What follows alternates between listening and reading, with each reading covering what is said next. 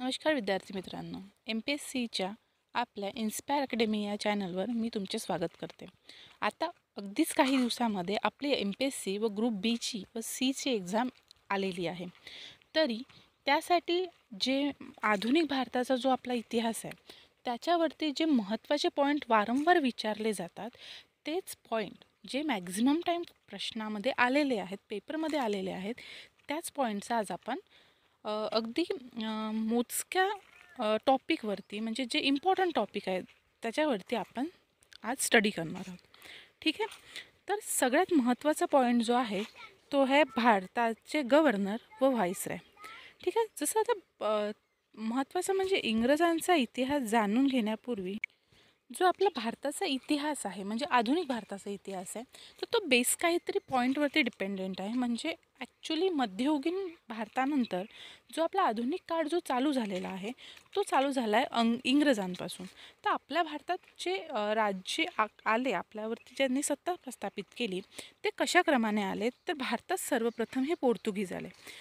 तर पहिले भारतात येणारे होते पोर्तुगीज, ते 1498मध्ये आले. त्यानंतर भारतात जे आले ते डच, त्यानंतर इंग्रज व सर्वात शेवटी आले ते फ्रेंच होते. ठीक आहे. जर क्रम विचारण्यात आला तर पोर्तुगीज, नंतर डच, नंतर इंग्रज व सर्वात शेवटी फ्रेंच म्हणजे इंग्रज हे तिसऱ्या नंबरवर आले. नंतरचा महत्त्वाचा पॉईंट येतो 31 डिसेंबर 1600मध्ये ईस्ट इंडिया कंपनीची स्थापना लंडन या ठिकाणी झाली. जो आधुनिक भारताच्या इतिहासामधला सगळ्यात महत्त्वाचा पॉईंट आहे ईस्ट इंडिया कंपनी, ज्याने व्यापारासाठी येऊन भारतामध्ये स्वतःची प्रस्थापित केली सत्ता. ती ईस्ट इंडिया कंपनीची स्थापना मुळात सगळ्यात आधी लंडन इथे स्टार्ट झालेली होती. नंतर पोर्तुगीजांचा दुसरा गव्हर्नर अल्फान्सो डी अल्बुकर हा पोर्तुगीजांच्या भारतातील सत्तेचा संस्थापक होता. ठीक आहे. म्हणजे जी पोर्तुगीजांची सत्ता होती भारतात त्या सत्तेचा जो संस्थापक होता तो हा होता जो पोर्तुगीजांचा दुसरा गव्हर्नर होता. त्यानंतर भारतात सर्वात दीर्घकाळ जवळपास 450 वर्षे पोर्तुगीजांची सत्ता राहिली. म्हणजे सर्वाधिक सत्ता जर कोणाची राहिली तर ती पोर्तुगीजांची होती व ती होती 450 वर्ष. सत्ता विस्ताराच्या काळात फ्रेंच व ब्रिटिश यांच्यात 3 कर्नाटक युद्धे झाले. ठीक आहे. म्हणजे फ्रेंच आणि ब्रिटिशांच्यामध्ये किती युद्ध झाले? 3. त्याला 3 कर्नाटक युद्ध असे म्हटलं जाते. म्हणजे बेसिकली सत्ता विस्तारासाठी जे झालेले युद्ध होते. नंतर प्लासीच्या लढाईने भारतात इंग्रजी सत्तेचा पाया रचला. म्हणजे मूळ इंग्रजी सत्तेचा पाया रचायसाठी जर कुठली लढाई महत्त्वाची होती किंवा कुठल्या लढाईमुळे इंग्रजांनी भारतामध्ये सत्तेचा पाया घातला तर ती होती प्लासीची लढाई. ती लढाई ऑल्सो आपल्यासाठी खूप महत्त्वाची आहे. त्यानंतर भारतातून सर्वप्रथम डच्चांची सत्ता संपुष्टात आली. ती आली 1772मध्ये. सगळ्यात आधी जर कोणी भारतातून निघून गेलं असेल तर ते गेले होते डच. ठीक आहे. तर सर्वात शेवटी पोर्तुगीजांची सत्ता संपुष्टात आली. तर सर्वात शेवटी कोणाची आली? पोर्तुगीजांची व सर्वाधिक काळसुद्धा त्यांची चालली. त्यानंतर आता आपण बघूया महत्त्वाचा पॉईंट म्हणजे बंगालचे गव्हर्नर. ठीक आहे. तर पहिले गव्हर्नर कोण होते हे आपण आता बघूया. तो रॉबर्ट क्लाइव्ह म्हणजे 1757 ते 1760 या काळात त्यांनी आपलं कार्यकाळ चालू ठेवला. त्यानंतर 1765 ते 1767 म्हणजे 1767मध्ये पर्यंत सुद्धा ते गव्हर्नर या पदावरती राहिले. तर हिंदुस्थानातील मग त्यांनी कोणकोणते कार्य केले तर हिंदुस्थानातील ब्रिटिश साम्राज्याचा संस्थापक म्हणून त्यांना ओळखलं जाते. ठीक आहे. फेडरिक द ग्रेट म्हणून. त्यानंतर प्लासीची लढाई म्हणजे बंगाल प्रांतात दुहेरी राज्यपद्धती ज्यांनी कोणी आणली तर ते होते रॉबर्ट. तर आणि त्यांच्याच काळात ही प्लासीची लढाई झाली. म्हणजे त्या लढाईनंतरच लगेच त्यांच्या सत्तेचा पाया रोवला गेला. तर ते महत्त्वाचं काम जर कोणाच्या काळात झालं असेल तर ते रॉबर्ट क्लाइव्हच्या काळामध्ये झालेलं आहे. नंतर आहे वॉरन हेस्टिंग्ज, ते दुसऱ्या नंबरचे होते. त्यांचा कार्यकाळ होता 1772 ते 1774 या काळात. यांनी कोणते कार्य केले तर दुहेरी राज्यपद्धती बंद केली. कोशागार मुर्शिदाबादवरून कोलकात्यात हलवले. म्हणजे त्यांचा जो कोशागार विभाग होता तो मुर्शिदाबादवरून त्यांनी कोलकात्यात हलवला व त्यानंतर 1774मध्ये नियामक कायदा आणला आणि बोर्ड ऑफ रेव्हेन्यूची स्थापना केली. एवढे कामं यांनी केलेले. नंतर बंगालचे गव्हर्नर जनरल. ठीक आहे, आधी गव्हर्नर, नंतर ते चेंज होऊन गव्हर्नर जनरल या पदाची स्थापना करण्यात आली. तर ते कोण कोण होते? तर ते पहिले होते वॉरन हेस्टिज, म्हणजे जे शेवटचे काय होते, गव्हर्नर होते. ठीक आहे, शेवटचे गव्हर्नर होते, तेच पहिले गव्हर्नर जनरल होते. यांनी कोणकोणते कामं केले? तर त्यांनी 1874 या वर्षी एशियाटिक सोसायटीची स्थापना केली. नियामक कायद्यानुसार पहिला गव्हर्नर होते, ते कुठले होते? नियामक या कायद्यानुसार बनलेले ते पहिले गव्हर्नर होते, म्हणजे गव्हर्नर जनरल होते.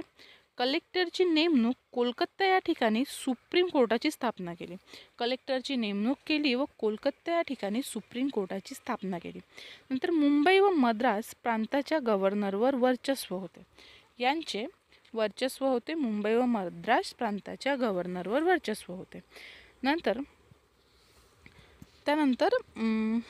1785मध्ये वर्क्सद्वारे त्यांनी कार्य जे केले ते महाभियोग 1781ला प्रथम मदरसा व 1782ला जोन्ना डंकन व संस्कृत विद्यालयाची स्थापना केली.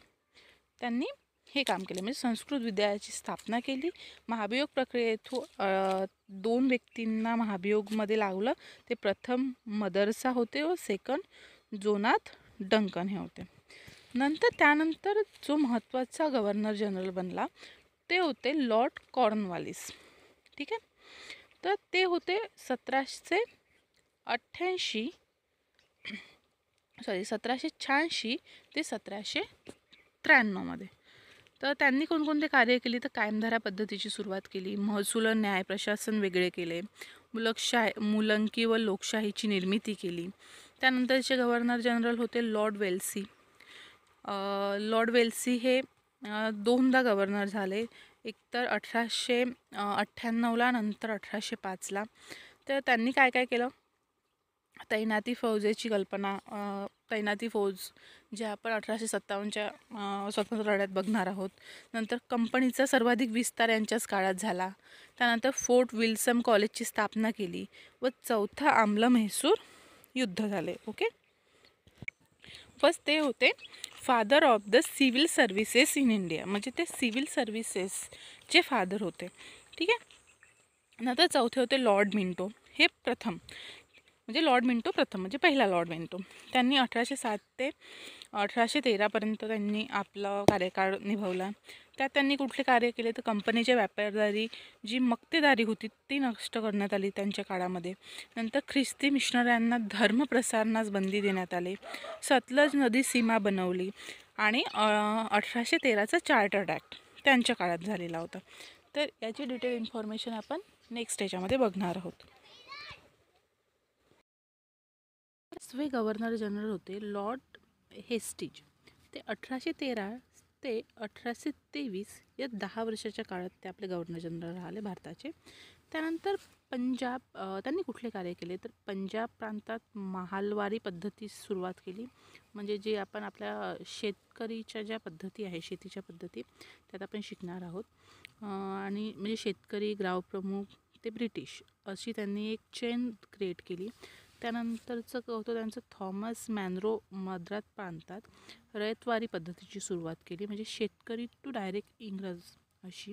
नंतर 1818मध्ये मराठीशाहीचा अस्त झाला त्यांच्याच काळात. नंतर 1822मध्ये बंगालचा कूळ कायदा सुरू करण्यात आला. सर स्टुअर्ट एलिफंट महालवारी व रयतवारी यांची सांगड घालून सर्वे शेतसारा पद्धतीस त्यांनी सुरुवात केली.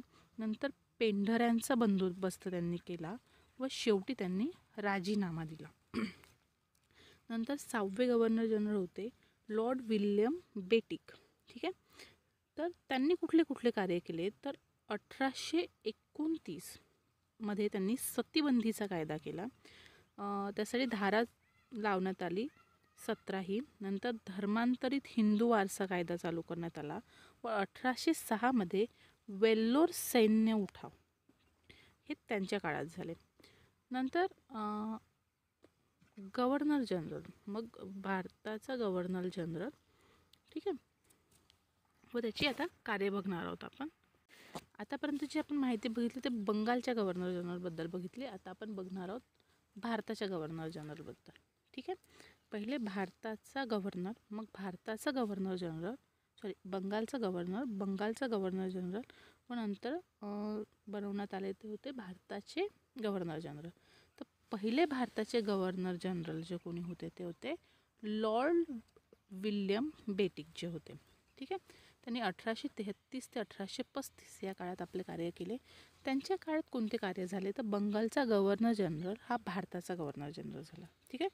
ज्याला आपण बंगालचा गव्हर्नर जनरल म्हणत होतो किंवा जो बंगालचा गव्हर्नर जनरल होता तो भारताचा गव्हर्नर जनरल झाला. भारताचा पहिला गव्हर्नर जनरल लॉर्ड विल्यम बेटिक होते. नंतर मॅक्लोच्या पाझर सिद्धांतानुसार इंग्रजी शिक्षणास त्यांनी सुरुवात केली. भारतीयांना प्रशासनास स्थान देणारा तो पहिला गव्हर्नर होता. नंतर याच काळात पहिला कायदा मंत्री मॅकेलो हे होते. म्हणजे पहिले कायदा मंत्री जर कोणी होते तर ते मॅकेलो होते. हे यांच्याच काळात होते. कोलकाता या ठिकाणी पहिले ब्रिटिश मेडिकल कॉलेजची स्थापना करण्यात आली. एवढे कामं यांच्या काळात झालेली. नंतर लॉर्ड हॅन्टिंग पहिला. ओके. तर त्यांच्या काळात कुठली कार्य झाली ते 1844 ते 1848 या काळात त्यांनी आपले कार्य केले. त्यांनी कुठले कार्य केले तर भारतातील लोहमार्गाच्या कल्पनेचा त्यांना प्रेरक मानले जाते. रविवारची सरकारी कार्यालयांना सुट्टी देण्याची पद्धत त्यांनी सुरू केली. शीख साम्राज्य नष्ट करण्यात ते यशस्वी झाले. शीखचे जे साम्राज्य होते त्याला नष्ट करण्यात त्यांनी यशस्वीता उपलब्ध केली होती. नंतर नळबळी पद्धत एका कायद्याने त्यांनी बंद केलेली. ज्या चुकीच्या पद्धती होत्या त्या त्यांनी बंद करण्याचा प्रयत्न केला जे गव्हर्नर जनरल होते त्यांनी. ठीक आहे. नंतर लॉर्ड डलहौसी यांचा कार्यकाळ होता 1848 ते 1856. ओके. सर्वात कमी वयाचा गव्हर्नर जनरल म्हणून यांना ओळखलं जाते. संस्थाने खालसा करण्याचे धोरण यांनी राबवले. ब्रिटिश साम्राज्याचा शिल्पकार यांना म्हटले जाते. मुंबई ते ठाणे रेल्वे यांनी सुरू केली. पोस्ट खात्याची सुरुवात केली. धार्मिक अयोग्यतेचा अधिनियम लावलेला 1856 तर सामान्य सेवा भरती अधिनियम 1856 आणि सार्वजनिक बांधकाम खाते निर्मिती केली. भारताचे पहिले इंजिनिअरिंग कॉलेज रुरकी येथे सुरू केले व देशभर एकच चलन चालेल असंही यांनी ठरवलेलं. ठीक आहे. त्यानंतर यांनीच 1856 विधवा पुनर्विवाहाचा कायदा देखील लावलेला. नंतर आपले नंतरचे भारताचे गव्हर्नर जनरल होते लॉर्ड कॅनिंग. तो लॉर्ड कॅनिंग हे 1856 ते 1858 या काळात त्यांनी आपलं कार्य केले. त्यांनी कुठले कार्य केले तर भारताचा शेवटचा गव्हर्नर जनरल यांना म्हटले गेले. कारण त्यानंतर ब्रिटिश भारताचे व्हॉइसराय आले. ठीक आहे. त्याला आपण राजप्रतिनिधी म्हणतो. नंतर ते शेवटचे गव्हर्नर जनरल ठरले. नंतर भारताचे पहिले विद्यापीठ त्यांनी कोलकाता येथे सुरू केले. 1857चा उठाव देखील यांच्याच काळात झाला लॉर्ड कॅनिंगच्या. त्याच्यावरती बऱ्यापैकी प्रश्न विचारले जाऊ शकतील. नंतर 1 नोव्हेंबर 1858ला व्हिक्टोरिया राणीचा जाहीरनामा अलाहाबाद या ठिकाणी त्यांनी वाचून दाखवला. ठीक आहे. तर तेच नंतर भारताचे पहिले व्हॉइसराय देखील बनले. तर व्हॉइसराय बनल्यानंतर त्यांनी कुठकुठली कामं केले तर ते पहिले भारताचे व्हॉइसराय तर होतेच. नंतर भारत मंत्री पदाची निर्मिती म्हणजे पहिला भारत मंत्री लॉर्ड स्टेनले हे त्यांच्या कार्यकाळात बनले. नंतर भारतीय दंडविधान संहिता चालू करण्यात आली. IPCची निर्मिती करण्यात आली 1860ला. उच्च न्यायालयाची निर्मिती करण्यात आली. भारतीयांना कौन्सिल कायदा 1861नुसार कौन्सिलमध्ये प्रवेश देण्यात आला आणि इन्कम टॅक्स चालू केला. यांच्याच काळात भारतामध्ये काय चालू करण्यात आला तर इन्कम टॅक्स देखील चालू करण्यात आला. ठीक आहे. त्यानंतर लॉर्ड मेयो. त्यानंतरचे जर कोणी व्हॉइसराय होते तर ते होते लॉर्ड मेयो. तर त्यांनी कुठले कुठले कार्य केले, कोणत्या घटना त्यांच्या काळात घडल्या तर पहिली जनगणना भारताची जर पहिली जनगणना कोणाच्या काळात झालेली विचारलं ते लॉर्ड मेयोच्या काळात झालेली. नंतर 1872ला कृषी विभागाची स्थापना करण्यात आली. सत्तेचे आर्थिक विकेंद्रीकरणाचे त्यांना जनक मानले गेले. नेटिव्ह मॅरेज ॲक्ट 1857 त्यांनी चालू केलेला आणि आंतरधर्मीय व आंतरजातीय विवाहास त्यांनी प्रोत्साहन देणारा कायदा देखील ठरवला. नंतर राजपुत्रांसाठी अजमेर येथे मेयो कॉलेजची स्थापना केली व त्यानंतर त्यांची लॉर्ड मेयो यांची हत्या झालेली. ठीक आहे. मग लॉर्ड मेयोच्या हत्येनंतर लॉर्ड लिटन हे भारताचे व्हॉइसरॉय बनले. लंडनच्या राणीला केसरे हिंद किताब यांनी बहाल केला लॉर्ड लिटननी. नंतर 1878 मध्ये देशी वृत्तपत्र कायदा त्यांनी चालू केलेला. मुस्कट दाबीचा कायदा असे या कायद्याला म्हटले गेले. नंतर चांदीऐवजी सुवर्ण प्रमाण स्वीकारण्यास त्यांनी शिफारस केली. शस्त्रविरोधी कायदा त्यांनी पास केला व बंगालमध्ये त्यांच्याच काळात हा खूप मोठा दुष्काळ आलेला. तर त्यानंतरचे व्हॉइसरॉय होते लॉर्ड रिपन. त्यांच्या काळात स्थानिक स्वराज्य स्थापनेचे स्वराज्याचे संस्थाचा जनक यांना म्हटले गेले. भारतातील पहिली कंपनी कायदा यांनी चालू केला 1881ला. हंटर आयोग ची निर्मिती केली शिक्षणासाठी. दुसरी जनगणना यांच्या काळात झाली. नियमित जनगणनेस यांच्याच काळात सुरुवात झाली. 1883 इल्बर्ट बिल पास करण्यात आले आणि सर्वात लोकप्रिय व्हॉइसरॉय असे यांना मानले गेले. नंतरचे जे व्हॉइसरॉय होते ते होते लॉर्ड डफरिन. हे यांनीच राष्ट्रीय काँग्रेसची स्थापना केली 1885 मध्ये. त्यानंतर लोकसेवा आयोगाची स्थापना केली आणि राष्ट्रीय काँग्रेस मद्रासचे जे दुसरे अधिवेशन झाले होते राष्ट्रीय काँग्रेसचे त्यात ते हजर होते. त्यानंतरचे व्हॉइसरॉय होते लॉर्ड कर्झन. हे 1899 ते 1905 या काळात व्हॉइसरॉय राहिले.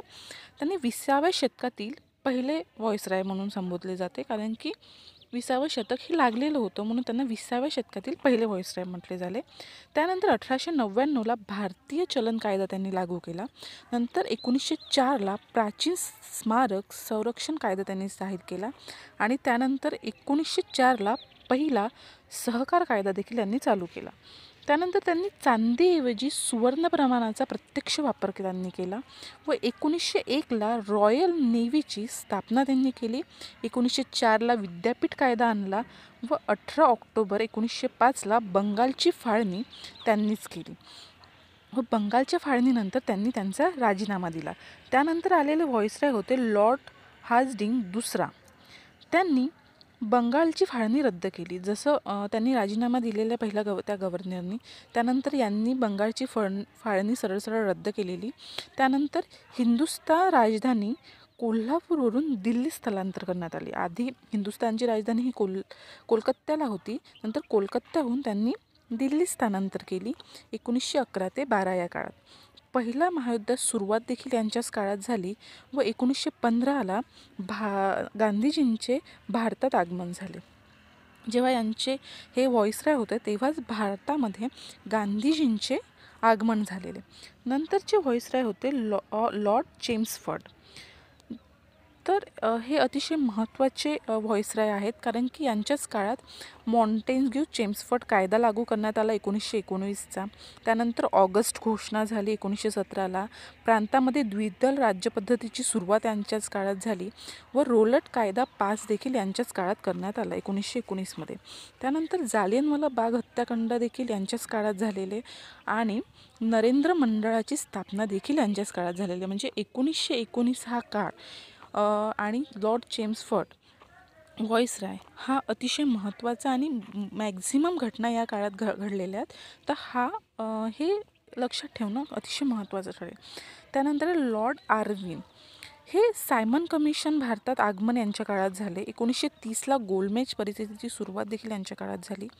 5 मार्च 1931ला गांधी आर्यविन करार यांच्या काळात झालेला. नंतर 1929ला बालविवाह प्रतिबंध कायदा देखील यांनीच आणलेला, त्याला शारदा ॲक्ट असे म्हणतात. त्यानंतरचे व्हॉइसरॉय होते लॉर्ड बिल्डिंग्स.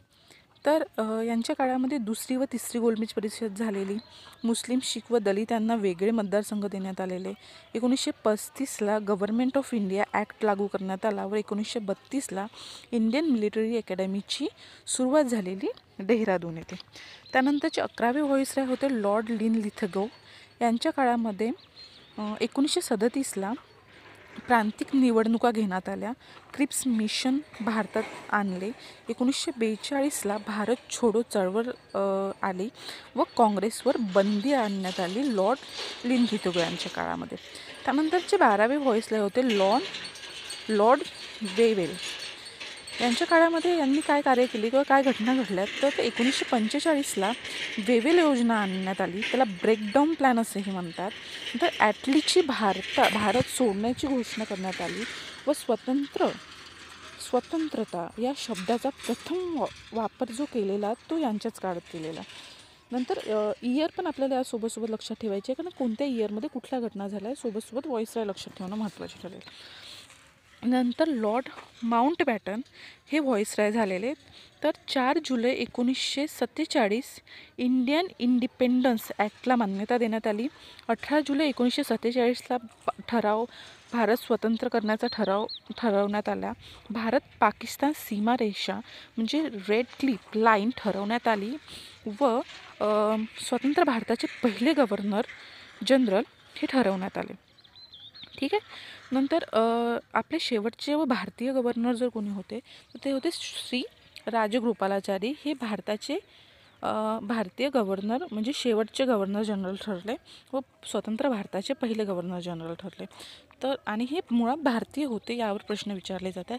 आपण जे आतापर्यंत पॉईंट्स घेतलेले आहेत त्यामध्ये सगळ्यात महत्त्वाचा व इम्पॉर्टंट पॉईंट लक्षात ठेवण्यासारखी गोष्ट म्हणजे ही आहे की कुठले कुठले व्हॉइसरॉय आलेत व कुठल्या योजना यांच्या काळात आल्या व यांनी कुठले कार्य केलेत हे आपल्याला लक्षात ठेवायचं आहे. त्याचनुसार इयरसुद्धा आपल्याला लक्षात ठेवणे महत्त्वाचं ठरेल व हे सर्व ते पॉईंट्स आहेत जे आपल्या MPSC कंबाईन व MPSC ग्रुप A या एक्झाममध्ये विचारलेले आहेत.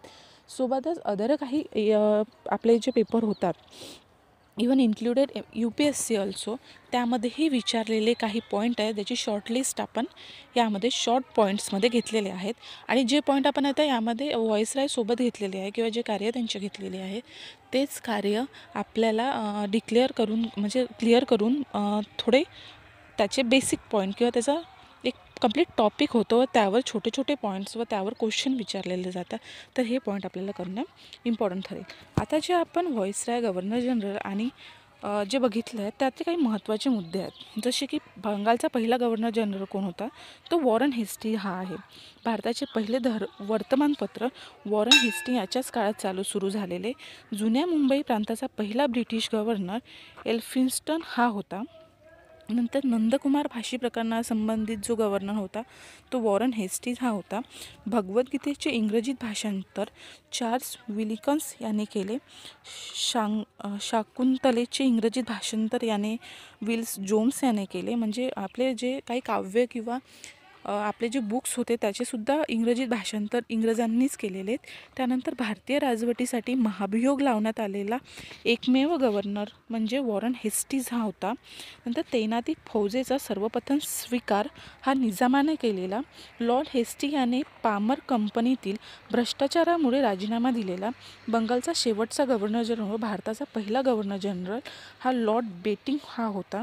सर चार्ल्स मेंगफोर्ड यास मुद्रण स्वातंत्र्याचा उद्गाता म्हणतात. गुलामांच्या व्यापारास प्रतिबंध घालणारा कायदा लॉर्ड कॉर्नवॉलिस याने केलेला. लॉर्ड ऑकलँड याने 1841मध्ये बोर्ड ऑफ एज्युकेशनची स्थापना केलेली. दत्तक वारसा नामंजूर यासाठी खालसा करण्यात आलेले पहिले संस्थान हे सातारा होते व शेवटचे संस्थान हे नागपूर होते. इंग्रजांची बंगालवर सर्वाधिक काळ सत्ता राहिली तर पंजाबवर सर्वात कमी काळ सत्ता राहिली.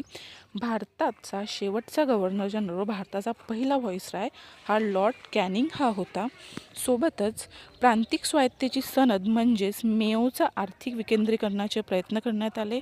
लॉर्ड कॅनिंगच्या काळातील सर्वात महत्त्वाची घटना म्हणजे 1857चा उठाव, याला आपण डिटेलमध्ये घेणार आहोत. नंतर भारतात राष्ट्रीय भावना जागृत करण्याचा काळ म्हणजे लिटनचा काळ होता. लॉर्ड कॉर्नवॉलिसने नोकरशाहीची निर्मिती केलेली. नंतर फ्रान्सिस्को अल्फेंडा यांनी निळ्या पाण्याची नीती अंतर्गत हिंदी महासागरावर वर्चस्व प्रस्थापित करण्याचा प्रयत्न केला.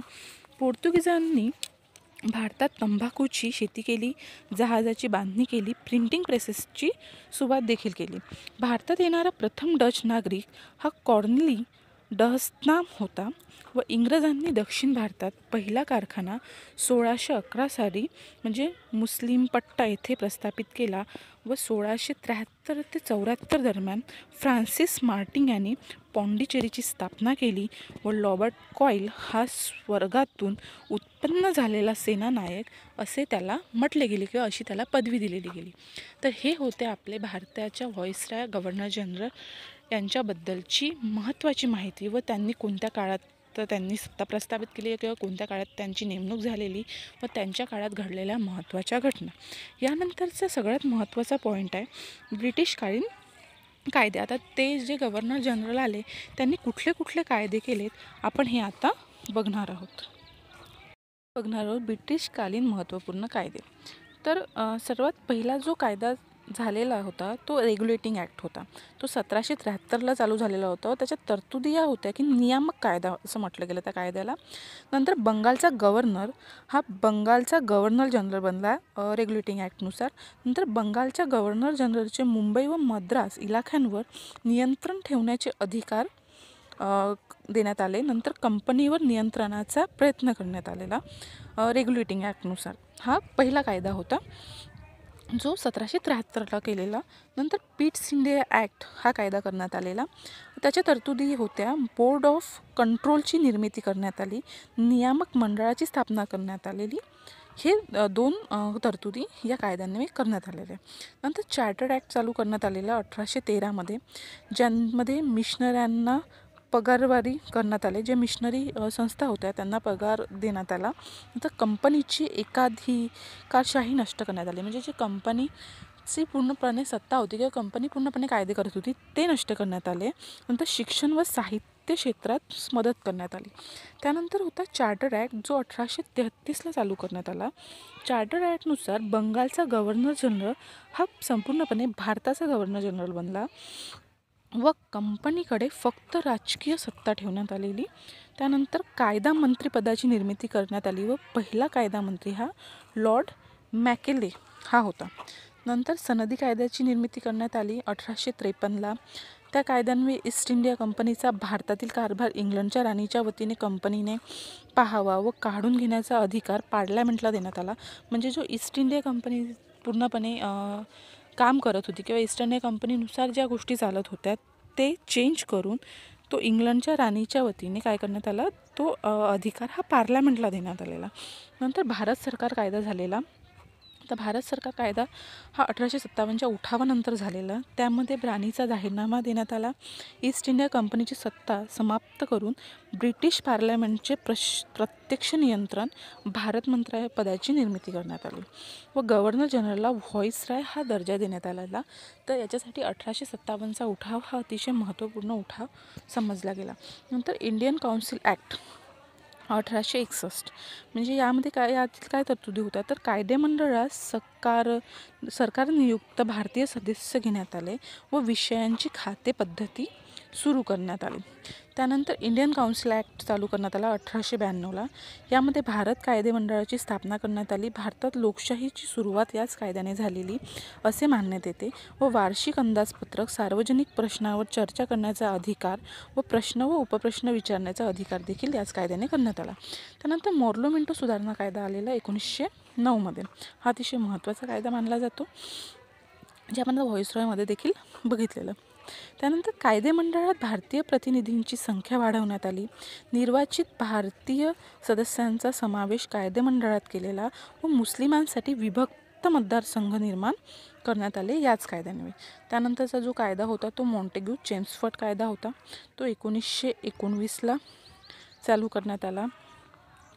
त्यामध्ये कुठल्या तरतुदी होत्या तर महत्त्वाची खाती भारतीय मंत्र्याकडे सोपवण्यात आली व जबाबदार राज्यपद्धतीचा पाया घालण्याचा प्रयत्न या कायद्यान्वये करण्यात आला. त्याचबरोबर द्विदल राज्यपद्धती, केंद्र प्रांत विभागणी करण्यात आली व मतदानासाठी मालमत्ता हा निकष ठेवण्यात आला व द्विगृही कायदेमंडळ असावे असे ठरवण्यात आले याच कायद्याने. त्यानंतर भारत सरकारचा कायदा 1935, संघराज्याची निर्मिती या कायद्याने झाले. द्विदल राज्यपद्धती व सुमारे 100% लोकांना मतदान करण्याचा अधिकार, केंद्रीय राज्य व संवर्धित सूची तयार करण्यात आली. रिझर्व्ह बँकेची निर्मिती या कायद्यान्वये तयार करण्यात आली व याच कायद्यानुसार निवडणुका 1937 साली घेण्यात आल्या. एवढ्या सगळ्या तरतुदी या कायद्यान्वये करण्यात आल्या. हे कायदे अतिशय महत्त्वाचे कायदे आहे व पॉलिटीच्या दृष्टिकोनातून देखील हे कायदे आपल्याला अतिशय महत्त्वाचे आहेत. तर हे होते काही महत्त्वाचे कायदे जे इंग्रजांच्या काळात सुरू केलेले. त्यातीलच काही महत्त्वाचे मुद्दे आहेत ते म्हणजे नंदकुमार फाशी प्रकरण, यावर देखील आपल्याला क्वेश्चन विचारले जातात. त्यानंतर 1813च्या कायद्याने कंपनीची व्यापारी मक्तेदारी संपुष्टात आली व चहा ही मक्तेदारी कायम होती. त्यानंतर 1857च्या राणीच्या जाहीरनाम्यानुसार व्हॉईसराय हा राणीच्या वतीने कारभार पाहू लागला. त्यानंतर 1892च्या कायद्याने निवडणूक तत्त्व पहिल्यांदा मान्य करण्यात आले व मोर्लो भारतमंत्री व मिटो व्हॉईसराय 1909चा कायदा यांच्या नावांनी ओळखला जातो. म्हणजे मोर्लो हा भारतमंत्री होता व मिटो हा व्हॉईसराय होता. त्यानंतर मॉन्टेग्यू भारतमंत्री व चेम्सफोर्ड हा व्हॉईसराय होता. 1919चा जो मॉन्टेग्यू चेम्सफोर्ड कायदा होता या दोघांच्या नावाने तो कायदा ओळखला जातो. 1919च्या कायद्यानुसार भारताचा पगार इंग्लंडच्या तिजोरीतून देण्याची सुरुवात झाली. भारतमंत्र्याचा पगार कोणाच्या तिजोरीतून देण्याची सुरुवात झाली? इंग्लंडच्या तिजोरीतून देण्यास सुरुवात झाली व यास मॅग्ना कार्टा ऑफ इंडिया म्हणूनही संबोधले जाते. त्यानंतर 1935च्या कायद्याने संघराज्याची निर्मिती करण्यात ठरवले व संस्थानिकांनी या सामील न होण्याचे ठरवल्याने संघराज्याची निर्मिती झाली नाही. 1773च्या कायद्याने दर 20 वर्षांनी कंपनीची फेर तपासणी केली जावी व सनदी द्यावी असे ठरवण्यात आले. भारताचा पहिला कायदा मंत्री 1833च्या कायद्याने लॉर्ड मेकॅलो हे होते. तसेच 1892च्या कायद्यानुसार अप्रत्यक्ष निवडणुकीची तरतूद करण्यात आली व मोर्लो मिंटो सुधारणा आम्हाला पीठभर पुरेल, दादाभाई नौरोजी यांनी असे म्हटलेले. नंतर 1909 चा कायदा मवाळ व मुस्लिम लीगच्या नेत्यांना खुश करण्यासाठी केलेला होता असं म्हटलं गेले. त्यानंतर किंवा 1919च्या कायद्याच्या प्रत्यक्ष निवडणुकीचा पुरस्कार करण्यात आला.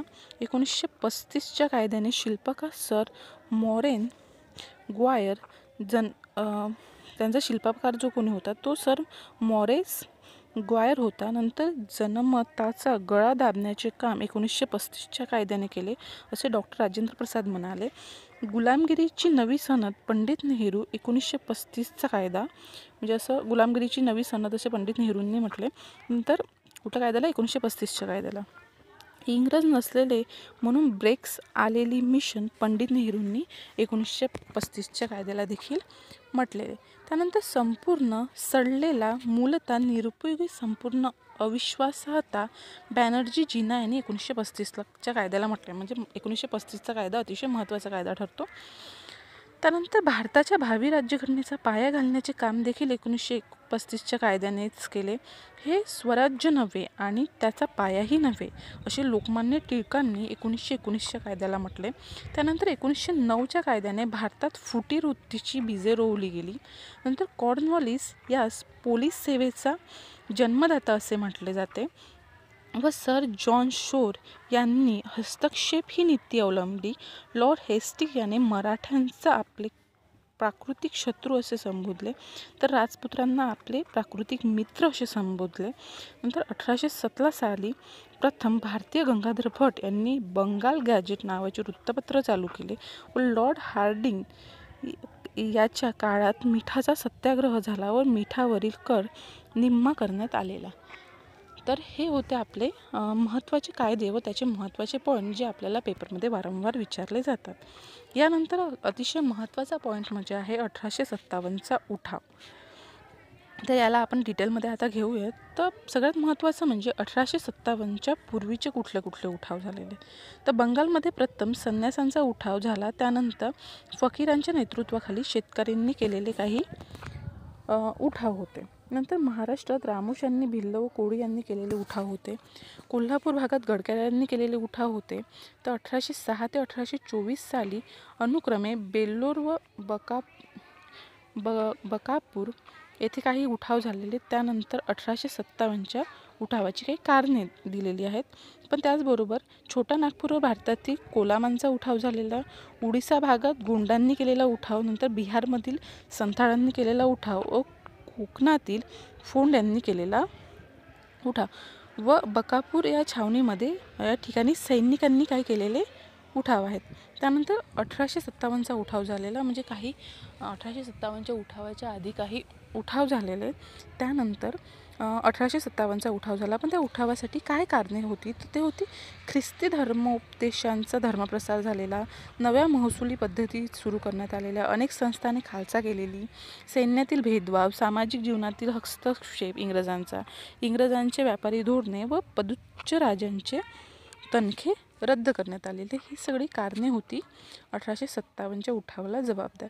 त्यानंतर 1857च्या उठावाचे तात्कालिक कारण काय होते, म्हणजे बेसिक काही कारणं तर होती जी खूप दिवसापासून सुरू होती किंवा चालू होती, लोकांच्या मनात होती, लेकिन त्याचा सगळ्यात बेसिक कारण काय होता, तात्कालिक कारण काय होतं, त्यामुळे अचानक हा उठाव झालेला. तर 1856मध्ये आलेल्या एल्फिन्स बंदुका, यात वापरावी लागणारी काडतुसे ही दातांनी तोडावे लागत व काडतुसांवरील आवरणाला गायीची किंवा डुकराची चरबी लागलेली असे, ही बातमी सैन्यात पसरली व धार्मिक भावना दुखावल्याने या उठावास सुरुवात झाली. त्या उठावाची सुरुवात कुठे झाली, तर उठावाचा पहिला भडका बकापूर येथील छावणीत झालेला.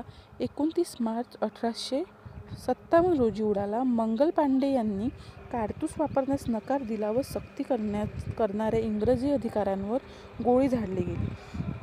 त्यानंतर मंगल पांडेस फाशी देण्यात आली 8 एप्रिल 1857ला.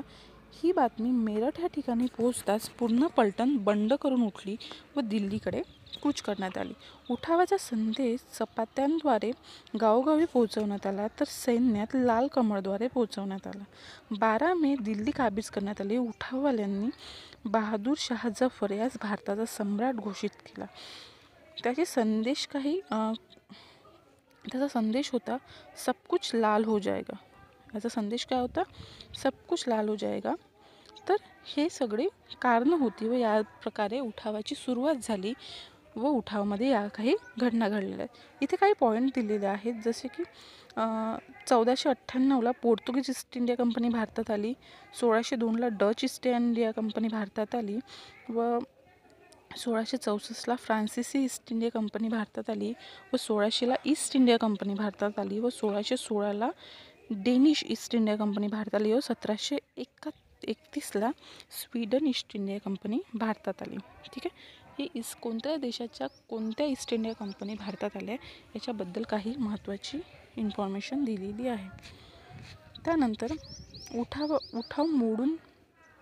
उठावाची महत्त्वाची ठिकाणे व उठाव मोडून काढणारे अधिकारी यांच्याबद्दल काही माहिती दिली.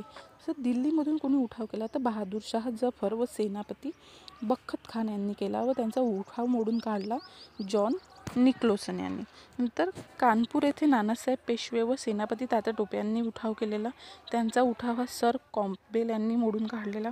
लखनौला बेगम हरजत महल यांनी केलेला, त्यांचा उठाव सर कॉम्पबेल यांनी मोडून काढलेला.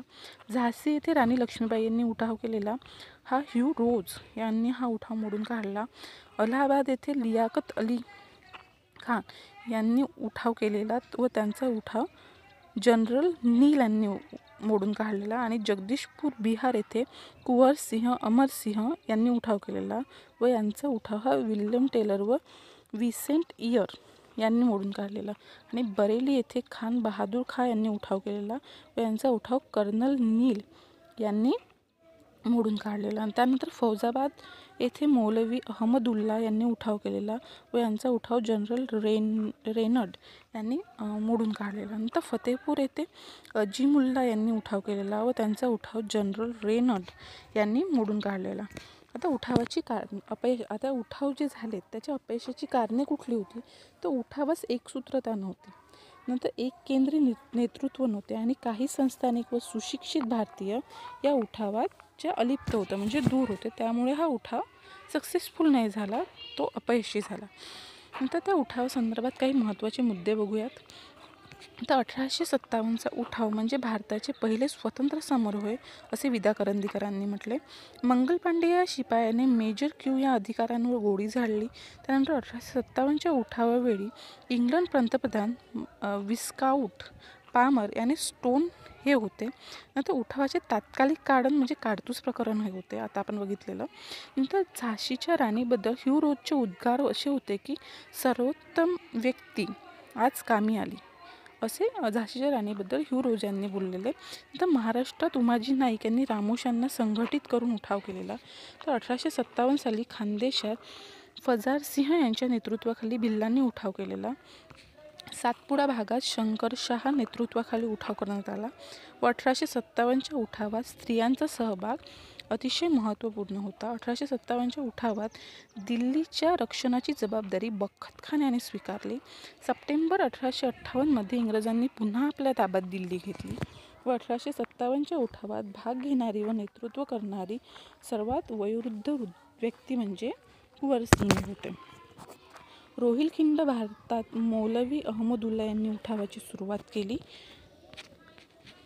आणि लोकांना त्यांनी प्रेरणा दिली. नंतर बिठूर हे क्रांतिकारकांचे मुख्य केंद्र होते. महाराष्ट्रात नागपूर व सातारा, कोल्हापूर या ठिकाणी उठाव घडवून आला. शीख, शिंदे, होळकर, गुरखा, भोसले, नागपूर हे उठावात सहभागी झालेले नाहीत व 1857च्या उठावाचा महत्त्वपूर्ण परिणाम म्हणजे ईस्ट इंडिया कंपनीची सत्ता संपुष्टात आली व ब्रिटिश पार्लमेंटची सत्ता लागू करण्यात आली. 1857च्या उठावानंतर लष्करी पुनर्रचना करण्यात आली.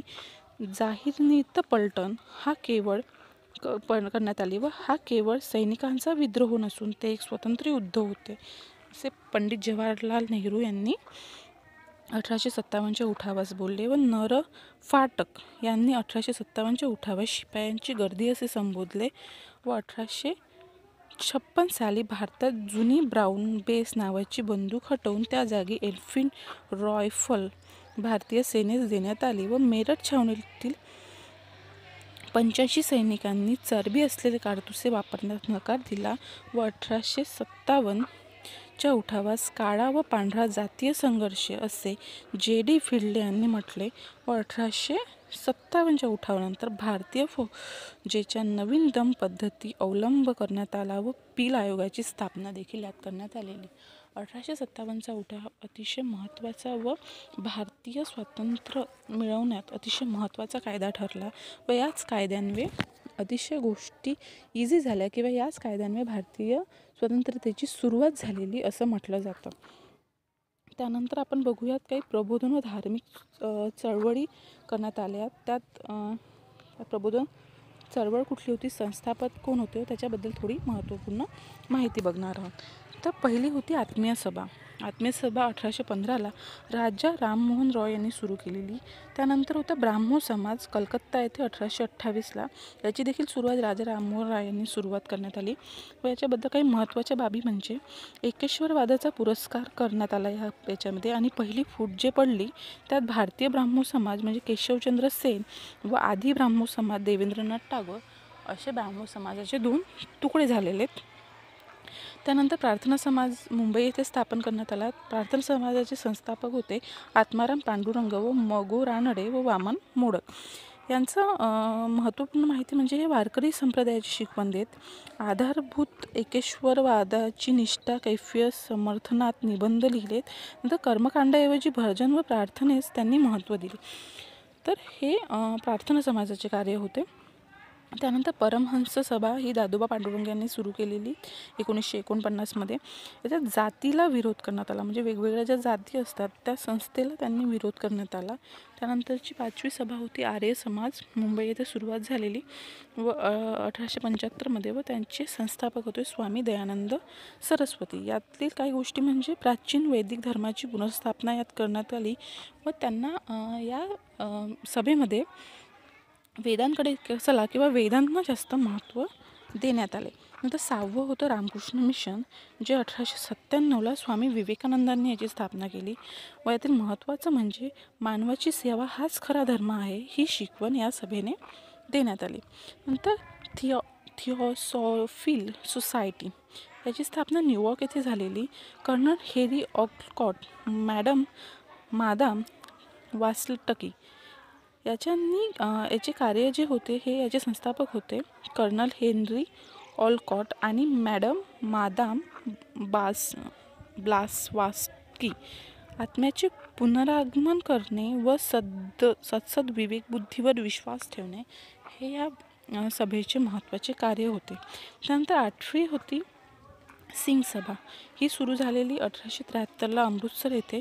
ठाकूरसिंह संघवालिया व ग्यानी ग्वाल सिंग यांनी याची स्थापना केलेली आणि खालसा कॉलेज शिखांमधील धर्मसुधारणा हे यांची महत्त्वाचे कार्य होते. त्यानंतर श्री नारायण धर्मपरिचालन योगम 1902 ते 3 केरळ येथे याची सुरुवात झाली. याचे संस्थापक होते नारायण गुरु. व जातीभेद मानू नका, सदाचार हाच खरा धर्म हे याची शिकवण होती. काही संस्था व वर्ष व त्याचे संस्थापक दिलेले आहेत. हे अतिशय महत्त्वाचे पॉईंट आहे. हे पाठांतर करणं महत्त्वाचं ठरेल, ज्यानुसार आपण याला पेपरमध्ये आल्यानंतर लगेच क्लिक होऊन जाईल की हे याचं आन्सर आहे. तर संस्था होत्या Bengal Asiatic society 1884, William Jones. Tattvabodhi Sabha 1840, Debendranath Tagore. Manav Dharma Sabha 1844, Dadoba Pandurang. Bombay association 1852, Nana Shankar Sheth व Dadabhai Naoroji. Scientific society 1862, sir Syed Ahmad Khan. The Mohammedan literary society 1883, Abdul Latif. Poona association 1867, गवा जोशी. विधवाहोत्तक मंडळ 1893, महर्षी Dhondo Keshav Karve. Bharat Sevak Samaj 1905, Gopal Krishna Gokhale. Depressed class mission 1906, V R Shinde. Forward bloc 1939, Subhash Chandra Bose. नंतर आहे महत्त्वाची वृत्तपत्रे व कोणी चालू केलेले त्यांची नावे व त्यांची पुस्तके. तर व्यक्ती आहेत महात्मा गांधी. त्यांनी चालू केलेलं वृत्तपत्र आहे यंग इंडिया, इंडियन ओपिनियन, नवजीवन समाचार व पुस्तक आहे माझे सत्याचे प्रयोग. त्यानंतर पंडित जवाहरलाल नेहरू. त्यांनी चालू केलेलं वृत्तपत्र आहे नॅशनल हेरॉल्ड आणि पेट्रियाद. त्यानंतर त्यांनी लिहिलेली पुस्तके आहेत डिस्कवरी ऑफ इंडिया, मराठीत त्याचे भाषांतर साने गुरुजींनी केले आहे. त्यानंतर डिप्लेस of world history and autobiography. त्यानंतर स्वामी विवेकानंद. त्यांनी वृत्तपत्र चालू केलं आहे प्रबुद्ध भारत, उद्बोधन व पुस्तक आहे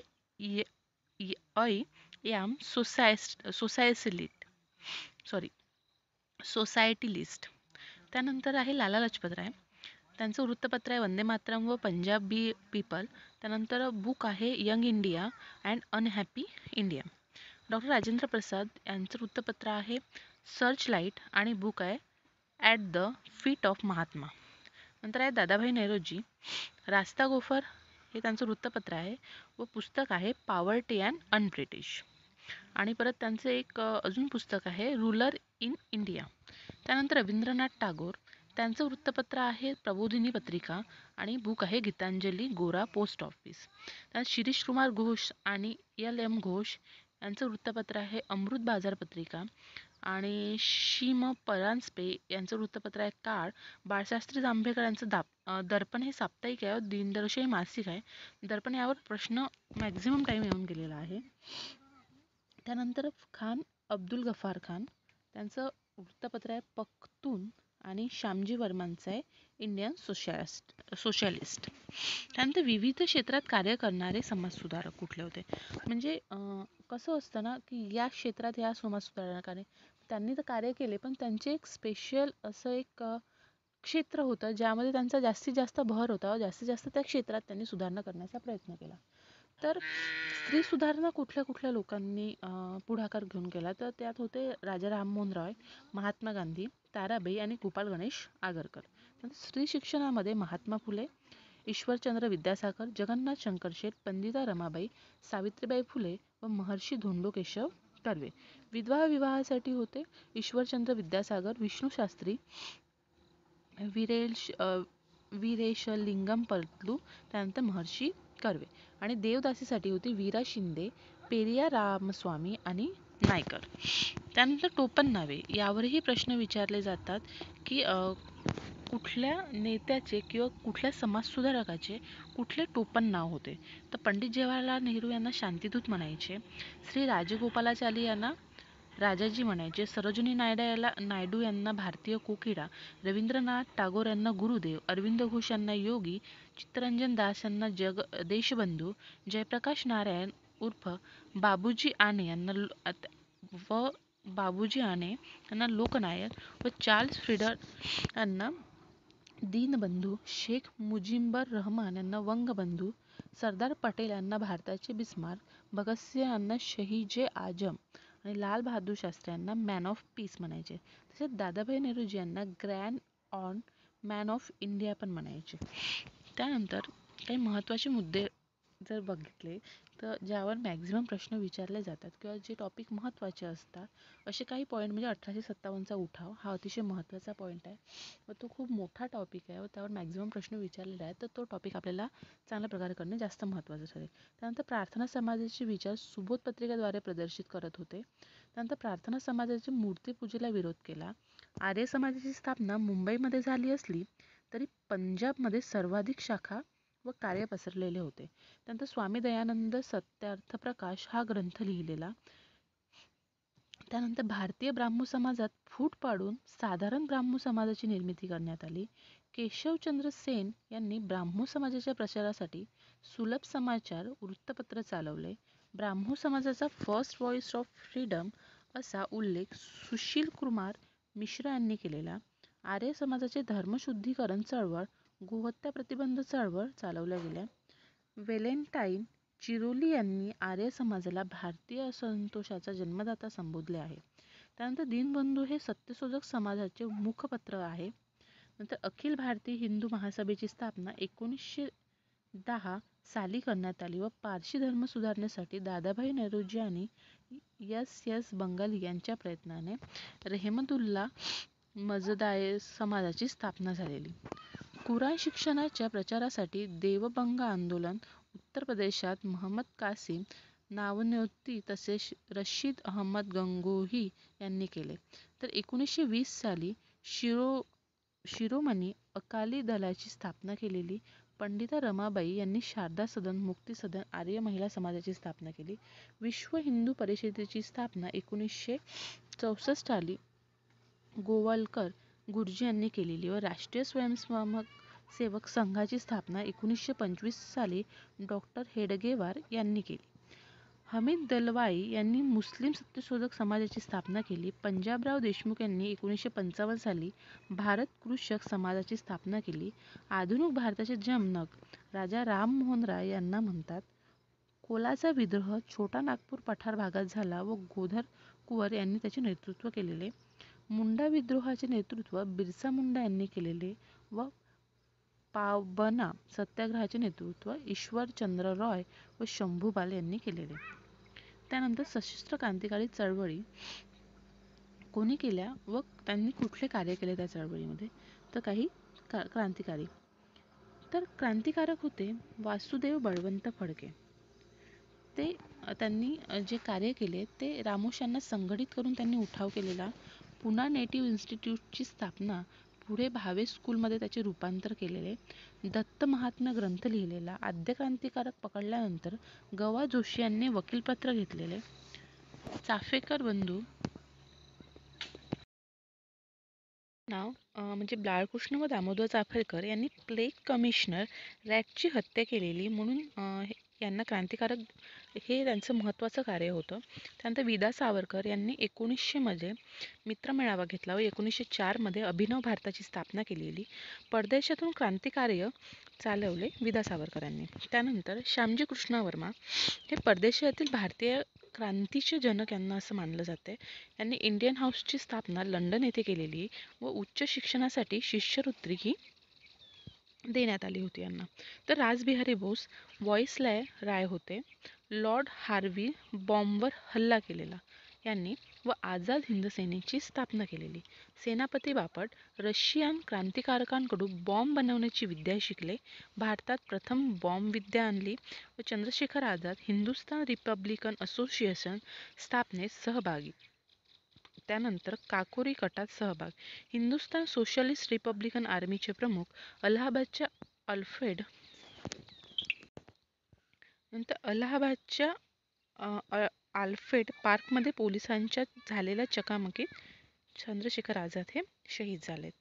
नंतर यांवर काही मूवीज पण बनलेल्या आहेत. त्यानंतर क्रांतिकारक संघटना कुठल्या होत्या, तर क्रांतिकारक संघटना होत्या अभिनव भारत.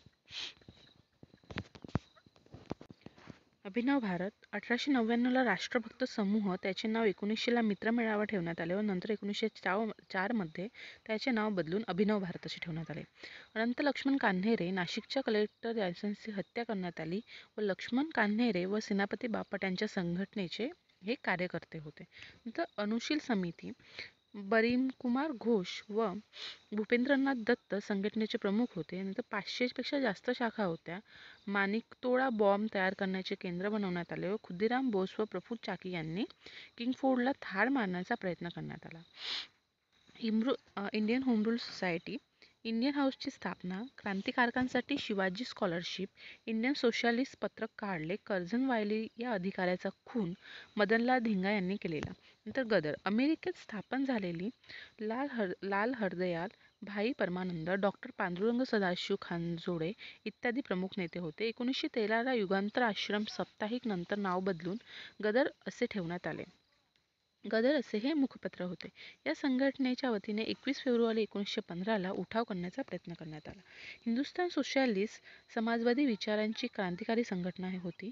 रिपब्लिकन आर्मी ही चंद्रशेखर आझाद, भगतसिंग, राजगुरू, सुखदेव इत्यादी याचे प्रमुख होते व 1928 साली फिरोजशाह काटोला मैदानावर स्थापना झालेली. हिंदुस्थान सोशलिस्ट रिपब्लिकन आर्मीचे प्रमुख चंद्रशेखर आझाद हे होते व भगतसिंग, राजगुरू यांना लाला लजपत यांच्या मृत्यूचा बदला घेण्यासाठी सॉर्डनची हत्या केलेली. भगतसिंह बटुकेश्वर दत्त मध्यवर्ती विधानमंडळात बॉम्ब फेकले व 23 मार्च 1931 भगतसिंह, राजगुरू, सुखदेव यांना लाहोर येथे तुरुंगात फाशी देण्यात आलेली. नंतर काकोरी कट. काकोरी कट यामध्ये चंद्रशेखर आझाद, रामप्रसाद बिस्मिल, योगेशचंद्र चटर्जी, सच्चिदानंद सन्याल याचे एकत्रित कार्य. 9 ऑगस्ट 1925ला काकोरी उत्तर प्रदेश खजिना लुटला. चंद्रशेखर आझाद वगळता सर्वांना फाशी झालेली. सचिंद्रनाथ सन्याल बंदीजीवन हे पुस्तक लिहिलेले. नंतर लाहोर कट. भगतसिंह व बटुकेश्वर दत्त यांना सॉर्डनची हत्या केली, यालाच लाहोर कट असे म्हणतात. नंतर चितगाव कट. सूर्य सेन, अनंत सिंग, गणेश घोष, कल्पना दत्त, प्रीतिलता वाड्डेवार इत्यादी क्रांतिकारी त्यात सहभागी होते व हल्ल्याची योजना सूर्यसेन यांनी आखलेली होती. चितगावमधील 2 शस्त्रागार ताब्यात घेऊन टेलिफोन व टेलिग्राम यंत्रणा तोडून टाकली. शांती घोष व सुनीता चौधरी या शाळकरी मुली जिल्हाधीशाला ठार मारले व बीना दास व पदवीना समारंभानंतर गव्हर्नरवर त्यांनी गोळ्या झाडलेल्या. हे चितगाव कटशी संबंधित व्यक्ती होते व हे कार्य होते. नंतर काही महत्त्वाचे मुद्दे. बंगालच्या फाळणीनंतर क्रांतिकारी चळवळ राष्ट्रीय पातळीवर उदय होऊ लागला. त्यानंतर जोसेफ मॅझिनी या प्रसिद्ध इटालियन क्रांतिकारकाचे चरित्र विदा सावरकरांनी लिहिलेले. विदा सावरकरांच्या जॅक्सनच्या वधाचा संबंध जोडून न्यायालयाने त्यास 50 वर्षाची सश्रम कारावासाची शिक्षा फर्मावली. अनुशील समितीला अरविंद घोष यांचा सल्ला व मार्गदर्शन लाभत असे. मद्रास प्रांतात वांची अय्यर या क्रांतिकारकाने ॲश या ब्रिटिश अधिकाऱ्याला ठार केले. जर्मनी स्टुटगार्ट या ठिकाणी भरलेल्या जागतिक समाजवादी परिषदेत मादाम कामा या इंडियन हाऊसशी निगडीत क्रांतिकारकाने भारताचा ध्वज फडकावला. त्यानंतर अमेरिका व कॅनडा येथील भारतीयांची मिळून गदर संघटनेची स्थापना केली. रासबिहारी बोस यांनी जपानमध्ये क्रांतिकार्य सुरू ठेवले. 1915मध्ये महेंद्र प्रताप, ओबिदुल्ला सिद्दी व बरकतुल्ला यांनी काबूलमध्ये स्वतंत्र हंगामी सरकारची स्थापना केलेली. पहिल्या महायुद्धादरम्यान बर्लिनमध्ये वीरेंद्र नाथ चट्टोपाध्याय व भूपेन दत्त आणि लाला हरदयाल यांनी जर्मन परराष्ट्र खात्याच्या सहकार्याने ब्रिटिश विरोधी योजना आखल्या. चंद्रशेखर आझाद यांचा मृत्यू उत्तर भारतात क्रांतिकारी चळवळीला ओहोटी लागली. सरदार उधमसिंग यांनी इंग्लंडमध्ये 1940 मध्ये जालियनवाला बाग हत्याकांडाशी संबंधित मायकेल ओडवायर याचा वध केला. रॅटच्या हत्येत समर्थन काळ या वृत्तपत्राने केले. 1999 मध्ये सावरकर, राजाबापू मस्कर आणि पागे यांनी राष्ट्रभक्त समूह हे गुप्त मंडळ स्थापन केले. ही भारतातील पहिली गुप्त क्रांतिकारी संघटना मानण्यात येते. इंडिया हाऊस तर्फे शिवाजी स्कॉलरशिप दिली जाई. खुदिराम बोस व प्रफुल्ल चाकी हे क्रांती पर्वातले पहिले हुतात्मा. युगांतर समिती ही अनुशील समितीचाच एक भाग होती. गदरचे घोषवाक्य इंग्रजी राजाचे शत्रू 1914 साली हिंदुस्थान रिपब्लिकन असोसिएशन ची स्थापना कानपूर या ठिकाणी करण्यात आली. हिंदुस्थान रिपब्लिकन असोसिएशन संघटनेची महत्त्वाची घटना काकोरी कट होय. मीरत खटला कामगार चळवळीवर साम्यवादाचा प्रभाव रोखण्यासाठी चालण्यात आला. मीरत खटला कामगार चळवळीवर साम्यवादाचा प्रभाव रोखण्यासाठी चालवण्यात आला. श्रीपाद अमृत डांगे, नेमकर मिरजकर अहमद, जोळेकर सोली बाटलीवाला, फिलिप्स टाय इत्यादी मीरत खटाशी संबंधित होते. राष्ट्रवादी चळवळीने मीरत खटला आपलाच उठाव मानला. मुंबई नाविकांचे बंड बी.सी. दत्ता यांच्या नेतृत्वाखाली झाले. रवींद्रनाथ टागोर यांना गुरुदेव ही पदवी महात्मा गांधी यांनी दिली. महात्मा गांधी यांचा महात्मा ही उपाधी रवींद्रनाथ टागोर यांनी दिली. स्वामी विवेकानंदांना विवेकानंद ही उपाधी महाराज खेत्री यांनी दिली. सुभाषचंद्र बोस यांना नेताजी ही उपाधी अल्फ्रेड हिटलर यांनी दिलेली. त्यानंतर महात्मा गांधींना मंगलबाबा ही उपाधी खुदाई खिदमतगार यांनी दिलेली. महात्मा गांधींना बापू ही उपाधी पंडित जवाहरलाल नेहरू यांनी दिलेली. महात्मा गांधी अर्धनग्न फकीर असे फेक मोरन चर्चिल यांनी म्हटले. महात्मा गांधींना देशद्रोही फकीर असेही विन्स्टन चर्चिल यांनी म्हटले. महात्मा गांधी जादूगार असे शेख मुझीबर उर रहमान यांनी म्हटले. ए.ओ. ह्यूम यांना हर्मिट ऑफ शिमला असे म्हटले जाते. मोहम्मद अली जिना यांना कायदे आझम व मुघल गोखले असेही म्हटले जाते.